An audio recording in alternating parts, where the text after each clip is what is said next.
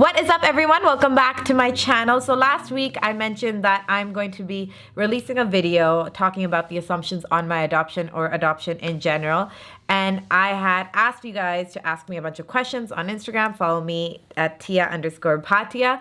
But I got so many messages, and also I realized I haven't spoken about adoption in a very long time, and I'm always answering questions in the comment section, but it's just best to answer it in a total video, and I cannot wait to start just sharing my experience. So guys, the first 2.5, 3 weeks of the year were very rough. I got really sick, and then I flew out to LA, and then I came back for a day for an event, and then I flew to India to attend a close family friend's wedding. It was Gurik and Simran's wedding, and it was one of the best weddings I have ever attended. The one thing about Gurik and Simran and both of their families is that they make you feel like home. My dad couldn't come because of the games, and my mom couldn't come because of her health, so I went to represent the family, and they just made me feel so much at home. Not just me, every single person who was there at their events, they made sure that they catered to them. They showed them tons of love and respect, and I just love that about them. Fun fact, there's a picture I uploaded with Gurik and Simran, and it was like a selfie I did at the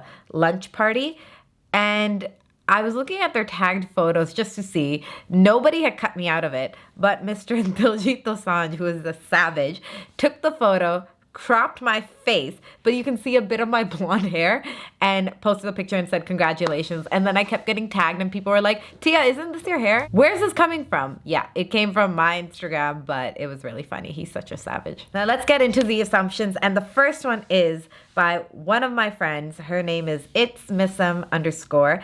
It's one of the best things to happen in someone's life. My dad has always said it. He goes, adopting a child, to know that you're giving a child a home, a loving home and happiness, something that maybe they could have had, couldn't have had. You never know the situation.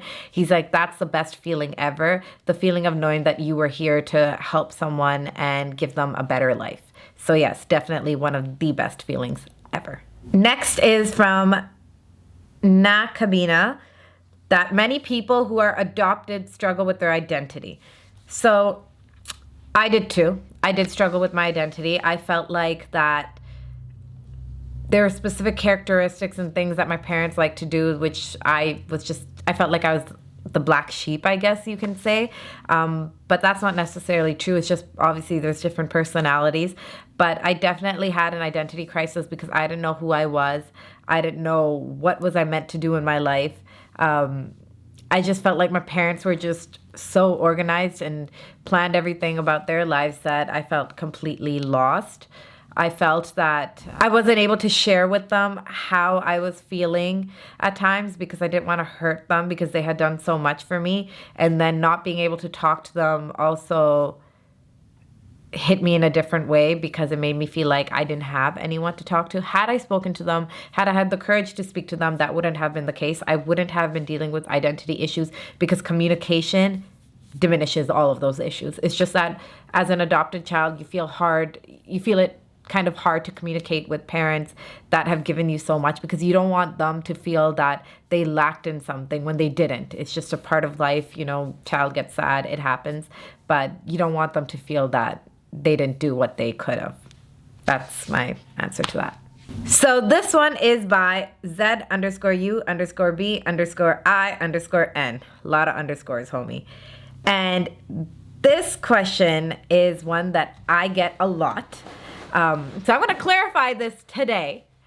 It is, you got adopted by the rich Toronto superfan. So a lot of people make comments like, oh, you were adopted into a rich family. First of all, even if I was adopted into a rich family, I don't think there's anything wrong with it. Not even think, I know there's nothing wrong with it. You can come from any background in life, and if you are able to adopt, adopt. Sometimes a child will come into an average family income home, bigger family income home, you never know. But whatever it is, as long as they come into a family that provides them with love and happiness, that's all they need. They're not sitting here going, oh, I want to be adopted into a rich person's home. No, it doesn't work like that. Guys, my family struggled a lot before they adopted me. My dad had a lot of situations, which you will see is going to come out in his documentary that is going to be releasing very soon, hopefully within a year or so.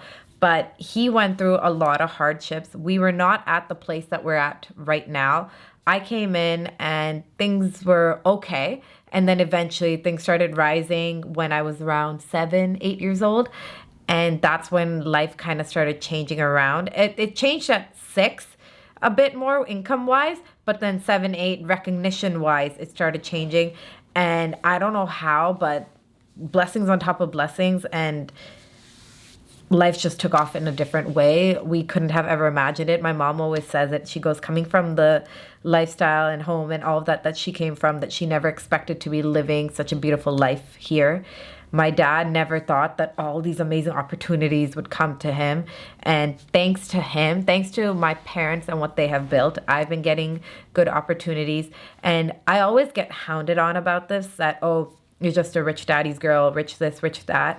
And I'm used to it now, so it doesn't affect me, but before it used to affect me. And then my dad said, don't you ever dare be ashamed of the hard work I did. He goes, I don't have an answer as to why some people don't make it the way I did, or they make it bigger, or whatever it is. He goes, all I know is that I have made a name for myself. Don't ever be ashamed about it. Don't let anyone discredit you just by saying that, oh, you're Superfan's daughter and that's why you get whatever.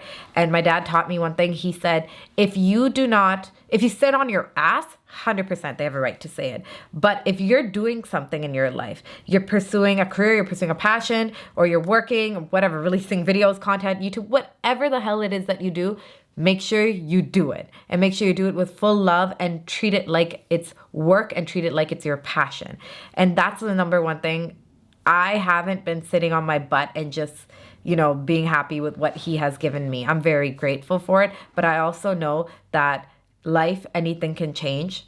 At any moment, my life could flip upside down, and I need to work on being able to maintain myself financially, as well as take care of the people that my dad takes care of, I take care of, and all that other stuff. So my goal is to be able to retire my dad. That is one thing that I want to work towards. And every time I get any paycheck or anything, I just get so happy because I know that I can give this to my dad, and it's like the best feeling in the world.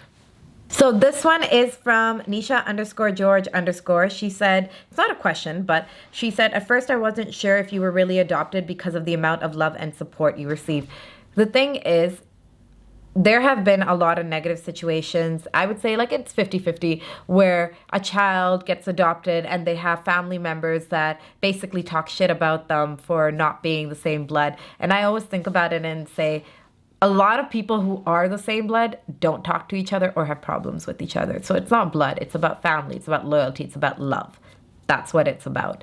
And then there are some kids who get adopted into families like I did that are given so much love. My mom's side, my dad's side, no one had anything negative to say. I got spoiled with love because I was adopted. So I got catered to more because of it. And it breaks my heart to see or hear situations of kids that got adopted and a parent doesn't, not a parent, maybe a grandparent or something that doesn't want anything to do with them. A lot of times situations where kids get adopted and they just don't go into a happy, loving home, and that takes a toll. What I would say is, if you're looking into adoption, make sure you have the conversations with the families. Make sure you see what their perspective is at and see if you can help educate them so that they could change their mindset. If that doesn't happen, just be ready to be able to take care of this child and battle whoever you need to battle, because nothing feels better than giving a child a loving home, and that's what you want to do. So if you have to keep that kid safe in any way, do it. Do what you got to do.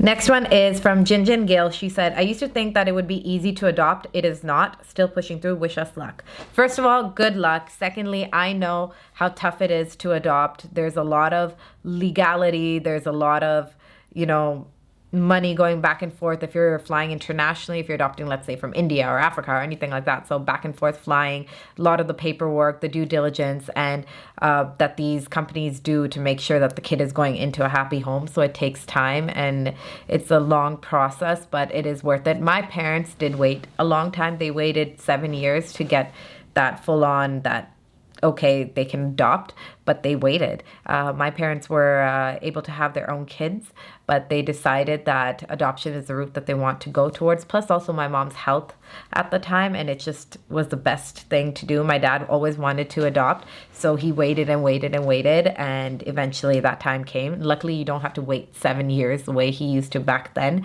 It is a tedious process, longer process, but eventually, I would say 2.5 years. Things can work out. So just hold on tight. This one is from Harmon_0770. Have you never wanted to meet your real parents? So my birth parents, I don't know who they are. So it's not like I don't want to meet them. I would love to know who they are. I would love to know my history. But there's just no information, and sadly from that time in India it's just harder to find. I am looking.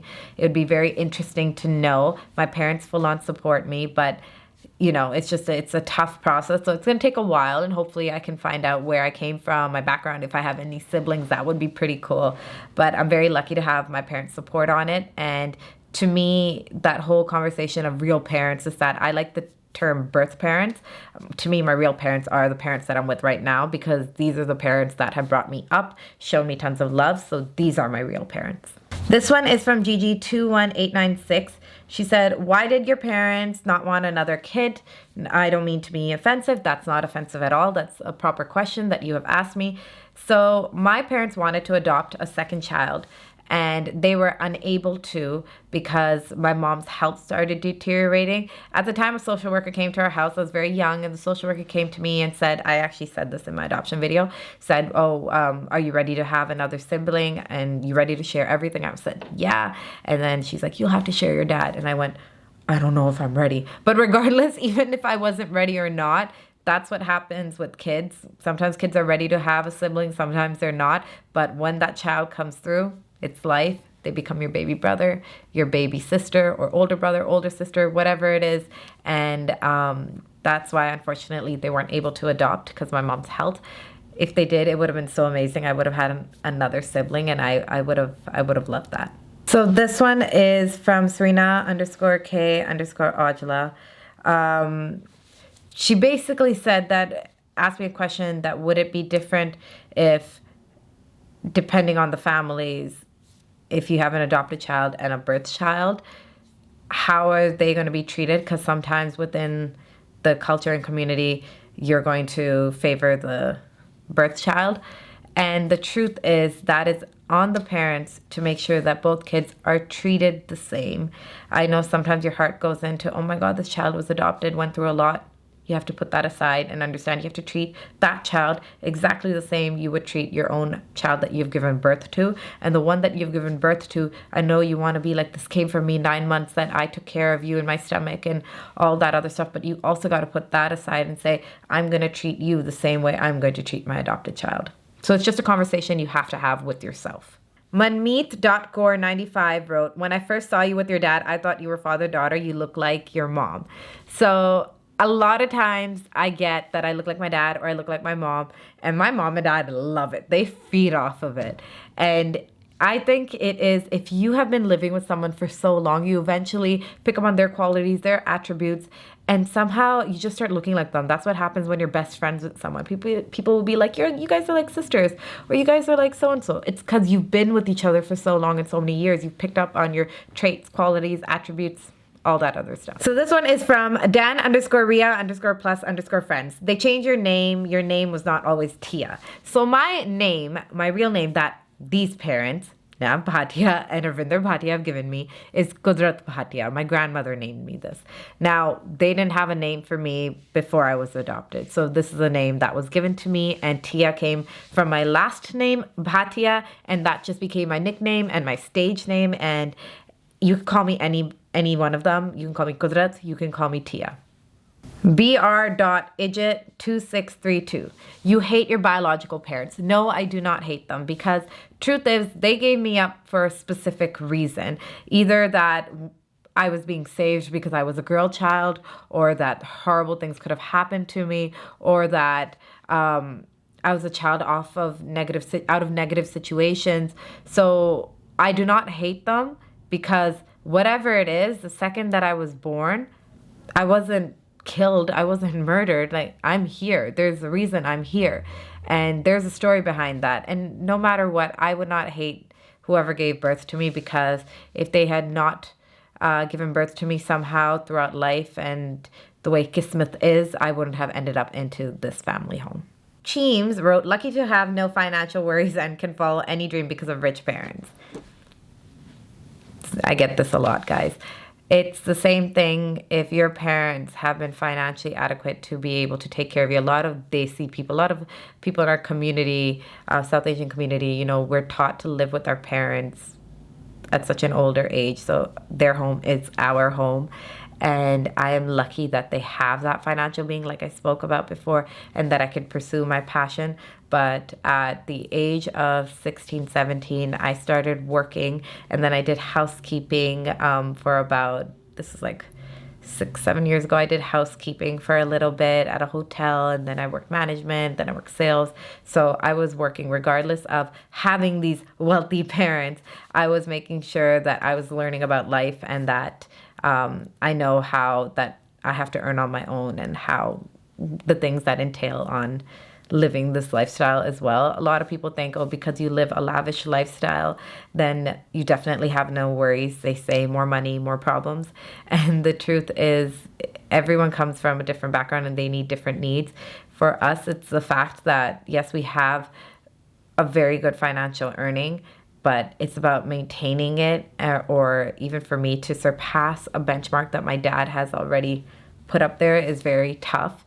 And I want to be able to do that. That's my goal. And I want to be able to take care of them. So everyone has a different reasoning of why their driving force, what their driving force is. And for me, it is my parents. They have given me so much. So I want to be able to give them the same thing. I want to be able to make sure that I can take care of my dad's Raptors game tickets. And I cannot wait for the day that will happen.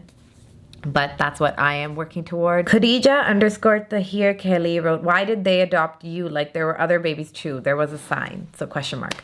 And my parents said, well, my mom said that when my mom's two sisters came to see all the kids that were available, I kept saying bye to them, and I kept like attaching myself to them, and they just felt like this was it. This is a child. And luckily I was just the first child that was brought out to meet when my mom came to the orphanage. So it was just luck, because my mom was like the first child that comes out is hers, and that was me. So yeah, those are some assumptions that I have answered. I hope I answered them well. Thank you guys for supporting. Thank you guys for showing so much love to my adoption video. You guys don't realize the amazing opportunities and all of that have come out from just releasing my life story. And it's really nice that, you know, you guys see my dad on social media, you see him as super fan, but watching my adoption video, a lot of people said now they see him as a different person. Now they understand why he does what he does. He's always taught me to give back no matter what. So we have this quota in our household, and it is that if you live a privileged life, make sure you do something with that privileged life. So give back, help others as much as you can, and that's where the foundations come in from. We work solely with the foundations to be able to help girls in India get educated. And it is just like my dad said, adopting is the best feeling ever, and giving back and helping those other people without wanting anything in return is the best feeling ever. Thank you guys for watching. I hope you enjoyed this video, and I will see you again very soon. Bye. I'm just busy trying to love you. Can't tell no one about you. See you standing there trying to leave it man too. I'll be over here, tell me when to pull through.